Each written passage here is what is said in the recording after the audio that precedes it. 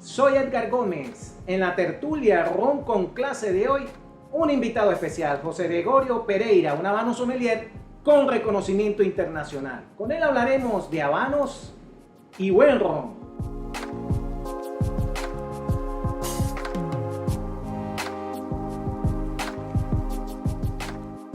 Tenemos un invitado de lujo aquí en la tertulia Ron con Clase. Él es José Gregorio Pereira, contador público egresado de la Universidad Central de Venezuela, tiene posgrado en gerencia tributaria, administración de empresa en la Universidad Católica Andrés Bello, pero lo hemos invitado por lo siguiente: es sommelier profesional, dio clases creo que por unos 6 años, ahorita vamos a hablar sobre eso en la Academia de Sommelier de Venezuela, cursos de especialista de vino francés, está acreditado en Cuba como habano sommelier y además de máster habano formador también en la isla de Cuba, especialización en análisis sensorial en el Laboratorio de Análisis Sensorial de Madrid y subcampeón mundial habano sommelier en el año 2013. José Gregorio, bienvenido, gracias por estar aquí con nosotros. Gracias, Edgar, gracias por la invitación, un placer compartir este rato con ustedes. Cuéntanos, José Gregorio, cuéntanos de ti, tu infancia, tus hermanos, tu familia, dónde naciste, eres caraqueño, venezolano, cuéntanos un poco. Soy venezolano, caraqueño, nieto de libaneses y portugueses, mezcla explosiva. Nací aquí en Caracas, me crié aquí en Caracas, los primeros años de educación los realicé en Las Palmas, ya que vivía para ese entonces en la Florida, todo lo que fue la educación básica. Luego de eso decido estudiar, cuando llega el momento de tomar carrera, decido estudiar ingeniería de sistemas, que por aquellos años era la carrera con futuro, la carrera del futuro. E ingreso a la Universidad Metropolitana. Luego de 3 semestres de estudiar ingeniería me doy cuenta que a pesar de venir de los números, y que luego terminé igual en los números en el área de ciencia, parte de mi corazón iba sobre al lado humanista y decido que quiero ser periodista. Hasta el sol de hoy quiero ser periodista.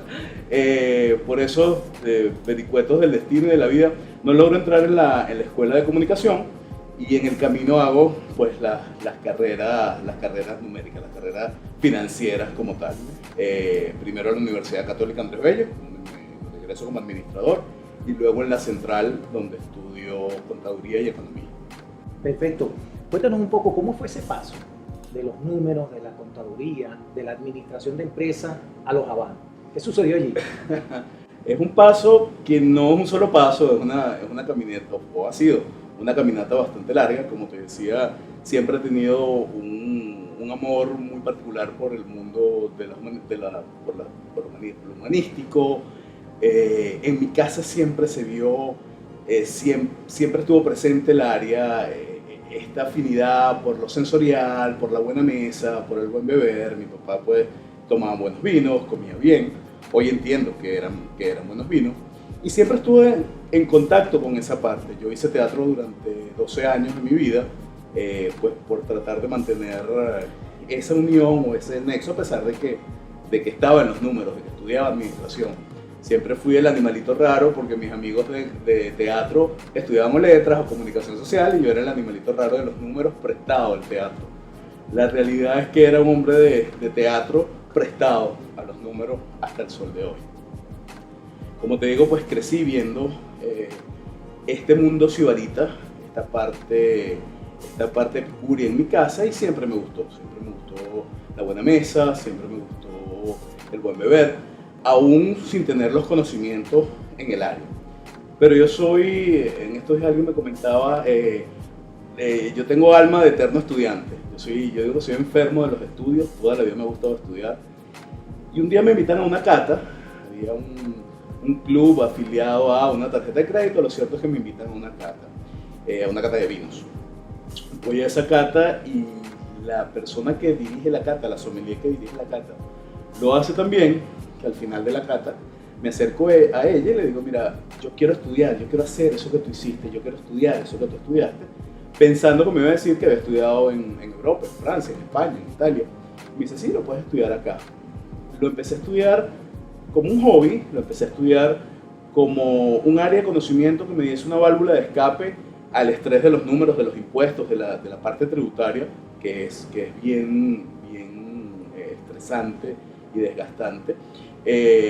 Jamás me imaginé concursar, dar clases. Yo lo iba a hacer para consumo interno, para conocimiento general, y bueno, el resto de la historia ya la sabes. Me hice el mundo del mundo sibarita. Chévere, maravilloso. Bueno, así es la vida, ¿no? La vida da mucha vuelta y uno no sabe dónde va. Tiene 2 acreditaciones.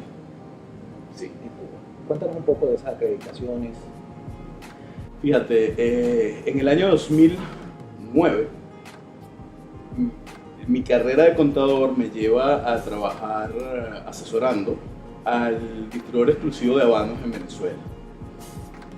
De asesorarlo de manera externa, termino formando parte del grupo, termino formando parte de la empresa y empiezo a indagar sobre el mundo de los habanos, pues para conocer el negocio que estaba empezando a gerenciar y que estaba asesorando. Eso sucede en paralelo cuando yo estoy estudiando para sommelier.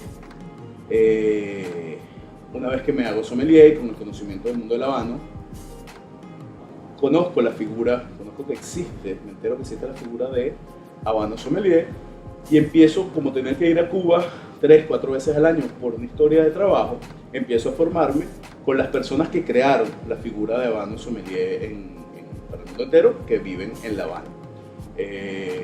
Y empiezo a estudiar y un día me empiezan a preparar sin yo saberlo, empiezan a darme formación y en algún momento, sin yo saberlo, en uno de los viajes, me hacen una evaluación que fue planteada como una tertulia. Mi mentora ya me dijo, cuando vengas tráete tales y tales productos, tales y tales destilados, para que los compartamos, y resulta que era para hacer unas pruebas prácticas en el mundo de los tabacos y al final terminé certificado como habano sommelier. En la actualidad, el único en Venezuela. Maravilloso, excelente. Llegas a ser subcampeón, eres subcampeón mundial habano sommelier en el año 2013, se realizó creo que en el mes de febrero. Cuéntame un poquito de esa experiencia en ese concurso de habano sommelier. Fíjate, el concurso se realiza todos los años en el marco del Festival del Habano. La última semana de febrero, todos los años, es la gran fiesta de los que somos amantes del habano en la isla de Cuba.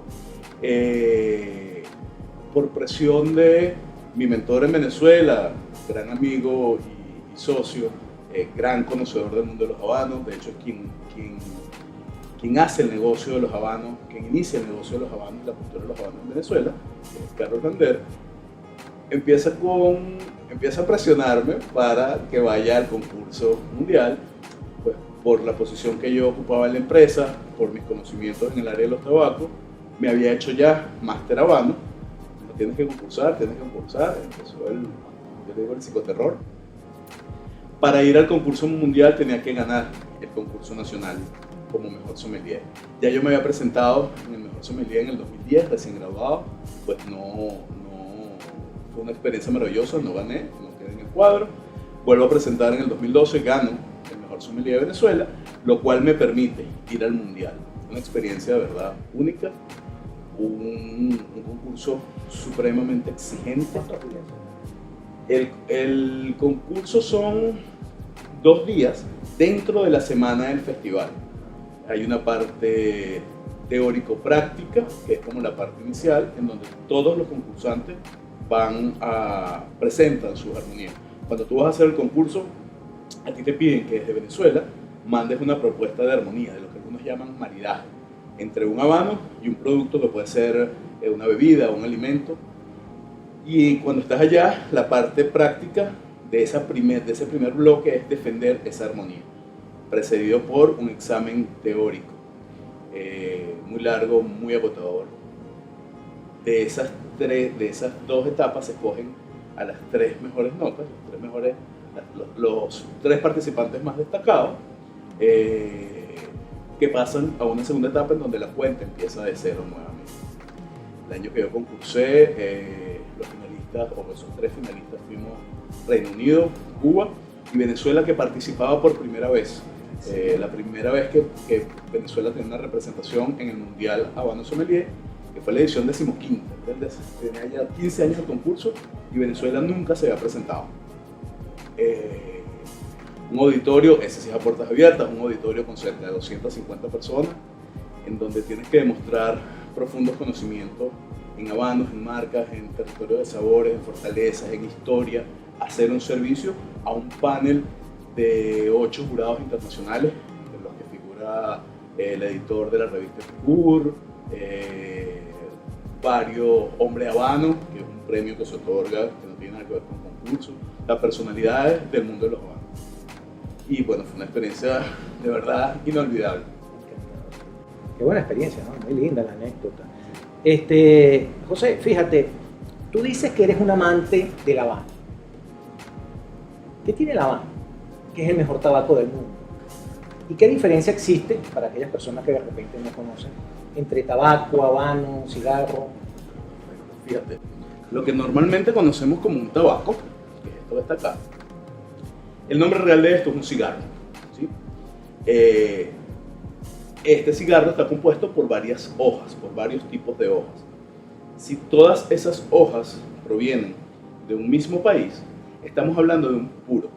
Así podemos tener un puro nicaragüense, un puro dominicano o un puro cubano, no necesariamente habano. Si esa región particular de donde provienen todas esas hojas es cualquiera de las regiones, es la isla de Cuba, cualquiera de las regiones protegidas por la denominación de origen habanos, y principalmente la provincia de Pinar del Río, entonces estoy hablando de un habano. Habanos es el único cigarro en el mundo que está amparado por una denominación de origen protegida. ¿Por qué es el mejor tabaco del mundo? Fíjate, se presume que, lo dicen algunos autores en bibliografía seria, el origen de la hoja de tabaco es americano. Con los movimientos migratorios precolombinos, esa hoja, esa semilla, llega hasta la cuenca del Caribe. Y es específicamente en la isla de Cuba donde consigue la mejor combinación de suelo y clima, la mejor composición de suelo y el mejor clima para que la hoja manifieste u ofrezca las mejores propiedades, está en Pinar del Río.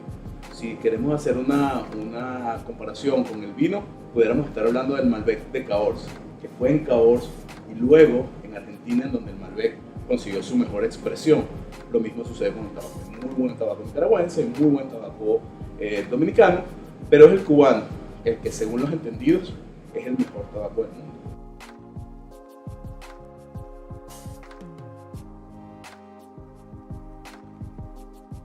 Pero me imagino que de todas formas, todo el ciclo, desde que se siembra la planta hasta que se recogen las hojas, se fermenta y se añejan, eso tiene un cuidado riguroso, ¿no? Donde el maestro, inclusive habanero, tiene que ir chequeando cada una de las etapas. No sé si eso es así, y hay una selección también del tipo de hoja de la planta, de la corona, hojas que son más tiernas, aquellas que están más quizás cercanas al suelo. Explícame un poco sobre eso, José Gregorio. Sí, esa parte es súper interesante. Fíjate, con el tema de los habanos, al estar amparados por una denominación de origen, pues hay una serie de procesos que deben cumplirse por orden del Consejo Regulador. Los controles de calidad en el habano empiezan desde la semilla. La semilla se crea o se reproduce en un instituto que es único en el mundo, que es el Instituto de Investigación del Tabaco, que se encuentra en la provincia de Pinar del Río. Ese instituto le suministra a los vegueros, que es como se conocen los agricultores de la hoja de tabaco, la semilla, y esa semilla primero va a una postura, a un germinador. 45 días después de que la semilla germina, se hace una selección, que es la que se conoce como la primera selección. Realmente la primera selección es desde la semilla. Solamente las plantas con las características ideales son las que van plantadas, las que van luego a lo que se conoce como suelo firme, con tierra firme. Ese proceso empieza con el arado de la tierra en los meses de junio y julio aproximadamente, va a depender de las condiciones climatológicas de cada año, y termina cerca de finales de febrero, en donde en ese interín el veguero recorre cada planta alrededor de 150 veces. Solamente se cosechan a mano 2 o 3 hojas de cada planta en cada recorrido. Esas hojas entonces empiezan un proceso, un largo camino, en donde lo que se busca es que la hoja pierda los compuestos químicos que son dañinos a la salud, que pierda alquitrán, que pierda amoníaco y que pierda nicotina. En todo el proceso de lavado, es importante destacarlo, en todo el proceso, desde la semilla hasta que se enciende, no hay el agregado de ningún compuesto químico, ni en la fermentación, ni en el añejamiento, en ninguno. Todos los tabacos, todos los habanos se hacen con las mismas hojas, pero dependiendo el nivel donde estén esas hojas, el piso foliar donde estén esas hojas, le van a otorgar a la planta, al puro, características específicas: combustibilidad, aroma y fortaleza, si las vemos de pie hacia la corona de la planta. El match de cada una de esas 3 hojas, la combinación, está directamente relacionado a una marca de habano. Son 32 marcas de habano, cada una con una personalidad y un territorio de sabor o una fortaleza distinta, que va a depender de esa ligada, de ese mix de volado, seco o ligero, que es el nombre que tiene cada piso foliar. Claro, me imagino que entonces el maestro, el que de acuerdo a las instrucciones que le genera la marca, él va realizando las combinaciones y supervisa que ese trabajo se realice pues, tal cual como debe ser, ¿no?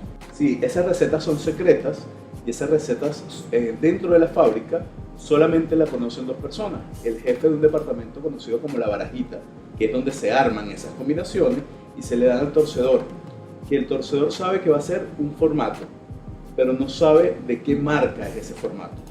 Todas las marcas manejan casi todos los formatos, con distinto nombre dependiendo la marca.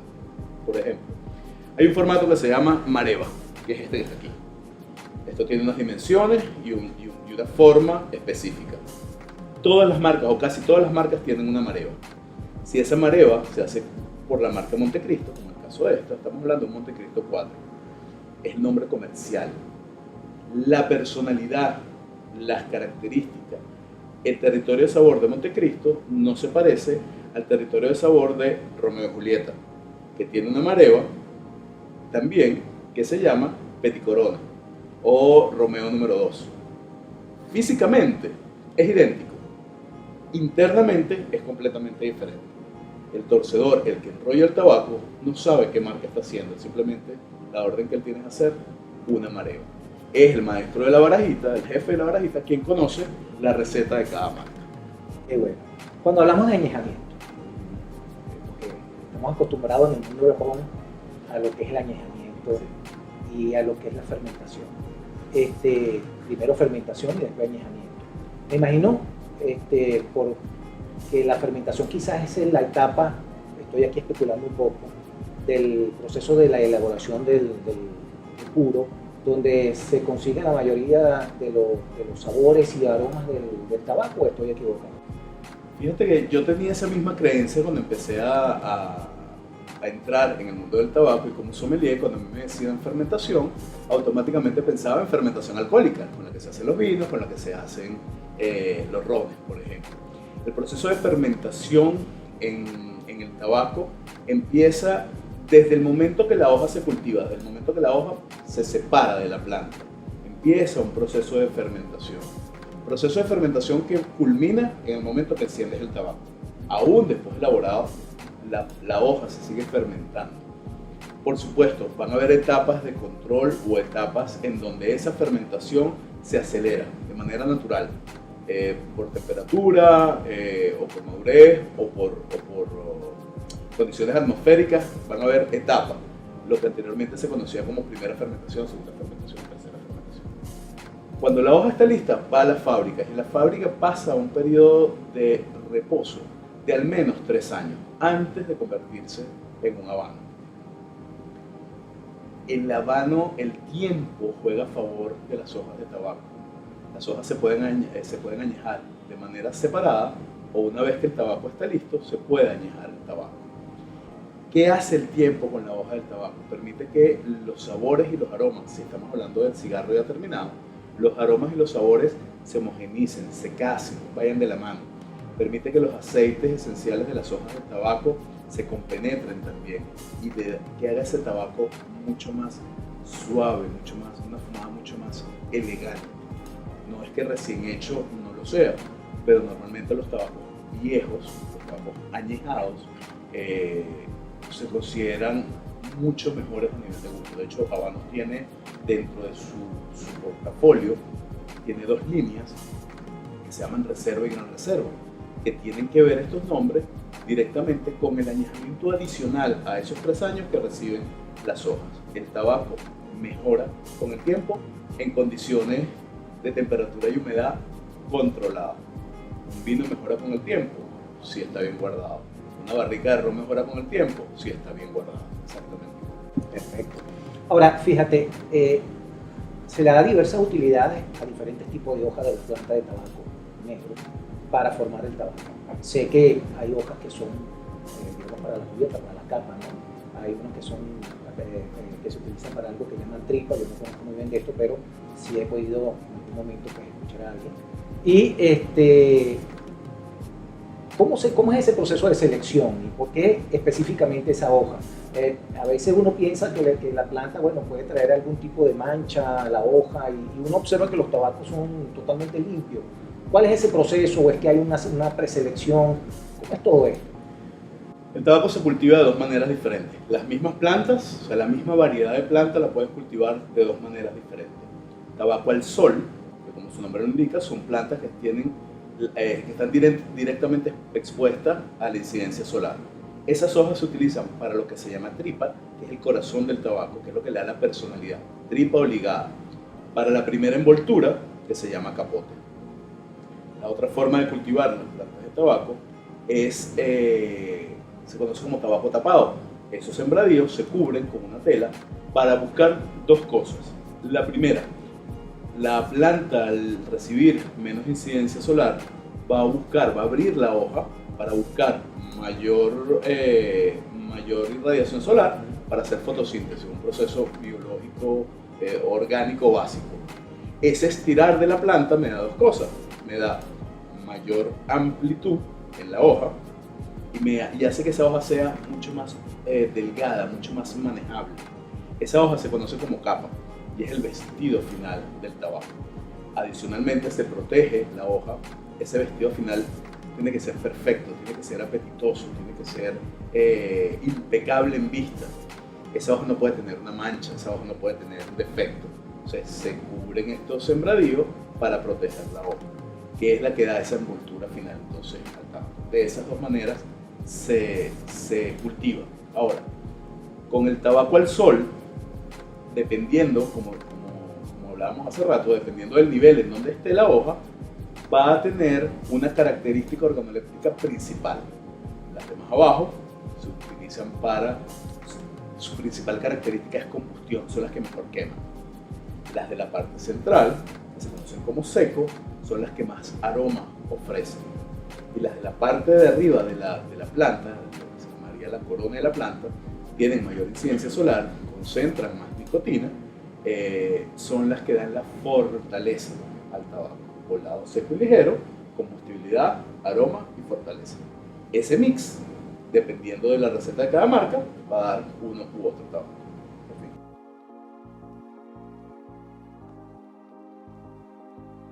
Pero tú sabes que en el mundo, bueno, es como todo, ¿no? Conseguimos rones buenos, tabacos buenos, habanos buenos, pero también están las marcas o gente que se dedica a imitar y a plagiar las marcas, ¿no? Siempre es bueno saber de un experto qué tenemos que conseguir nosotros en aroma y sabor en un buen habano y qué no debe nunca aparecer en un habano o estar presente en un habano. Lamentablemente, el negocio de los habanos está plagado de gente inescrupulosa, de gente que llena los mercados de tabaco falso. El habano, como buen producto de lujo, pues es susceptible a falsificaciones, como puede ser una corbata de marca, una cartera de marca, una billetera de marca. Un licor de marca. Alrededor de estas falsificaciones de habanos, porque no creo en los habanos falsificados. Un habano o es habano o no lo es. Alrededor de estas falsificaciones de habano empiezan 1000 leyendas de cada una de estas personas inescrupulosas, pero creo que el principal diferenciador es el precio. El habano es un producto de lujo. Tienes que vender la casa, la casa de la playa, tu casa, tu mujer y tus hijos para fumarte un tabaco. No necesariamente. Hay marcas en las que tienes que hacerlo, pero no necesariamente te tienes que desfalcar para darte el gusto, el placer de fumar un habano.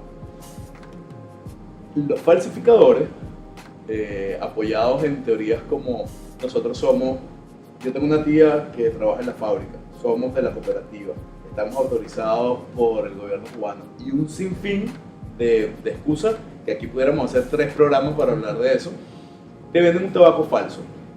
¿Cuál es el problema con un tabaco falso? El problema con un tabaco falso es que con suerte, con muy buena suerte, ese tabaco está hecho, o ese cigarro está hecho de hojas de tabaco, pero de hojas de tabaco mal fermentadas, cargadas de nicotina, cargadas de amoníaco. Cuando te digo en el mejor de los casos, porque mi primer habano fue un Romeo y Julieta número 2, me lo fumé, me sentí mal, se me bajó la tensión, perdí control de los esfínteres, fue grave, de agüita con azúcar. Al final, cuando logro recuperarme, que voy y lo abro, porque no me lo fumé completo, estaba hecho de papel periódico. A lo largo de estos años lo he visto de papel periódico, de rama, de madera, de hoja de plátano. Los de hoja de plátano son bellos, parejitos, brillantes, apetitosos. El primer indicador es el precio. Luego hay indicativos mucho más objetivos, controles, trazabilidad de las cajas de tabaco para saber si es o no es habano. Lo principal para un no conocedor es el precio. Si yo te llego a ti mañana con unos baldes de agua mineral llenos de un licor de color ámbar y te digo, sabes, yo tengo una tía que es escocesa y ella saca el whisky 18 y lo envasa aquí en estas botellas plásticas. En vez de pagarlo en $100 la botella, te lo vendo en 20. Esto es whisky escocés que lo saca mi tía de la destilería en las tierras altas de Escocia. ¿Tú me lo comprarías? No, porque eso es de todo menos whisky escocés, o whisky en el mejor de los casos. Lo mismo sucede con el habano, con la diferencia que la gente cree en leyendas, en mitos, en cuentos de carretera, y compra entonces tabacos que en el mercado se sabe que pueden costar $100, $150 un habano. Te lo vendo en 10 y tú dices, no, si es que la tienda me está robando, pues la tienda paga impuestos y este señor no paga impuestos. Es falso. Es un tema de salud delicado. Sí, bastante. Bueno, ya nos diste una primera recomendación, porque la siguiente pregunta va en esa dirección. ¿Cuáles son las recomendaciones que José Gregorio Pereira le da a aquellas personas que están incursionando en el mundo de los habanos? Digamos, puede ser a nivel de técnica, a nivel de escogencia. A veces cuando uno comienza también en el mundo del ron, hay gente que te recomienda, personas que te recomiendan, mira, comienza por los rones estándar y va afinando un poco el paladar para que entonces ya puedas apreciar rones de mayor gama, de mayor calidad. En el mundo del habano, ¿cuáles son las recomendaciones para estas personas que están comenzando a incursionar en? Mira, la primera recomendación que yo le doy siempre a mis alumnos, pues tanto cuando hago clase en la academia como en los diferentes cursos de materia de habanos que da, es que los primeros pasos, las primeras bocanadas, lo que yo llamo romper el celofán en el mundo de los tabacos, lo hagan de la mano de alguien que sepa. Los tabacos tienen diferentes fortalezas, diferentes tiempos de fumada.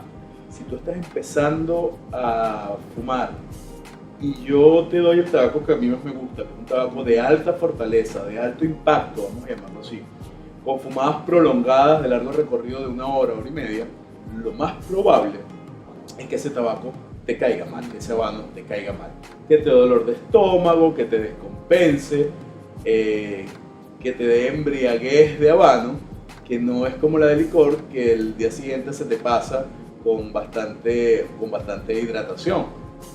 Este malestar te puede durar una semana y puedes causar una aversión a más nunca fumo. Eso es horrible. Entonces, es importante, la primera recomendación es que lo hagas con alguien que sepa de lo que está hablando. ¿Tiene que ser un erudito? No, pero alguien que por lo menos tenga un conocimiento básico en el mundo de los tabacos. Empezar por tabacos, por habanos de corto recorrido, empezar por habanos de las fortalezas más bajas e ir subiendo a medida, si te gusta, porque es un placer aprendido, si te gusta, pues ir experimentando, pero siempre gatear antes que correr. Bueno, José Gregorio, pero esto es Ron con Clase, aquí hablamos de ron y no de cualquier ron, hablamos del mejor ron del mundo, el ron venezolano. Nos interesa saber de primera mano de ti, que eres un experto habano sommelier, esa armonía entre habanos y rones, que hoy en día está muy en boga, hay mucha gente que le gusta probar eso, se está iniciando en ese tipo de experiencias. ¿Cuáles son tus recomendaciones, digamos, para poder combinar de manera asertiva un habano con un ron? Los venezolanos tenemos la dicha y las veces que he viajado y que he tenido la oportunidad de probar muchos rones, entre ellos los cubanos, los venezolanos tenemos la dicha de tener un portafolio de rones inmenso, una cantidad, un abanico de opciones muy amplio, en donde tenemos diferentes casas productoras con diferentes personalidades, con diferentes matices.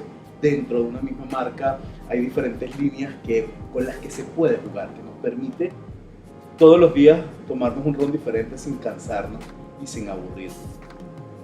Cada una de esas personalidades o características de nuestros rones tiene un par en los habanos. Existen 32 marcas de tabaco, de habanos. En la actualidad hay 27 de ellas en producción regular. Cada una de esas marcas también va a tener una personalidad, un territorio de sabor, lo que anteriormente se conocía como fortaleza, que van desde los habanos de territorio de sabor suave, que no necesariamente quiere decir que sean para nuevos fumadores, son los recomendados para nuevos fumadores, pero un fumador habitual hoy le provoca fumarse un tabaco de un territorio suave. Desde allí hasta territorios de sabor fuerte o fortalezas altas.